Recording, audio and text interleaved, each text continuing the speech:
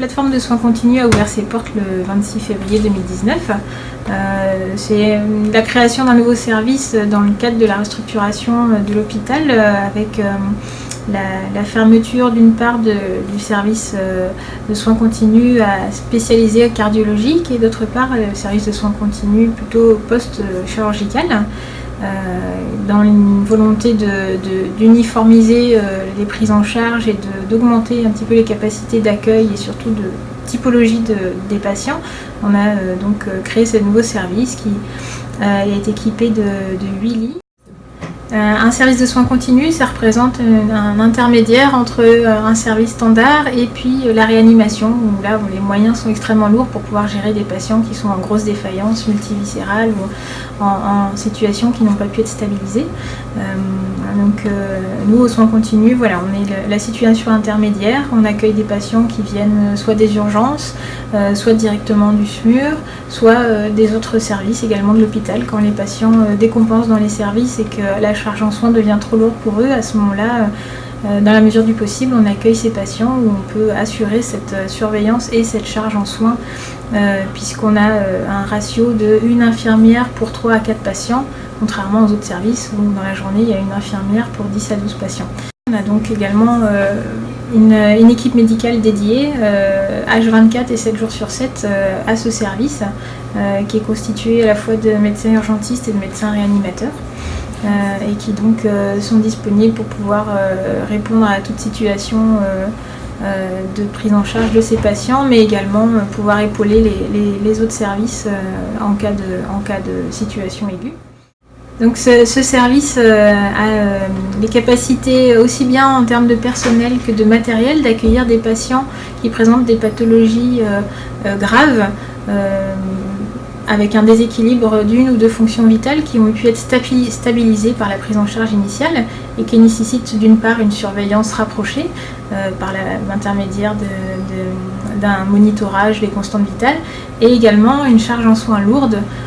qui sous-entend une présence infirmière et aide-soignante et médicale plus accrue que dans les services de soins standards.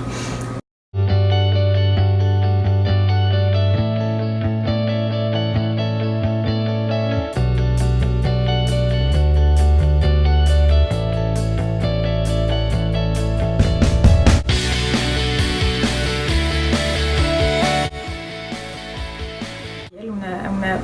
plus de matériel à disposition pour pouvoir gérer les patients. Donc on parlait du monitorage pour pouvoir surveiller les constantes vitales. Tous les patients sont surveillés en continu via un scope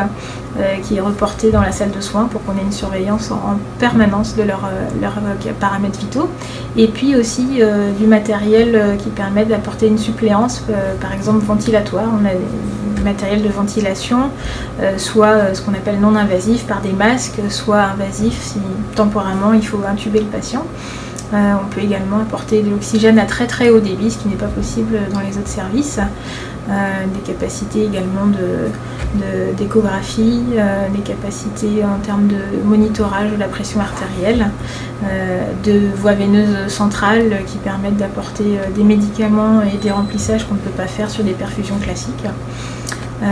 Et puis surtout un travail en réseau, c'est la grande richesse du service, un travail en réseau avec tous les spécialistes de l'hôpital, les cardiologues bien évidemment, puisque maintenant le service de soins continus accueille également les patients qui relèvent des soins continus cardiologiques, donc les cardiologues qui passent tous les jours pour voir les patients en commun avec le médecin de l'unité,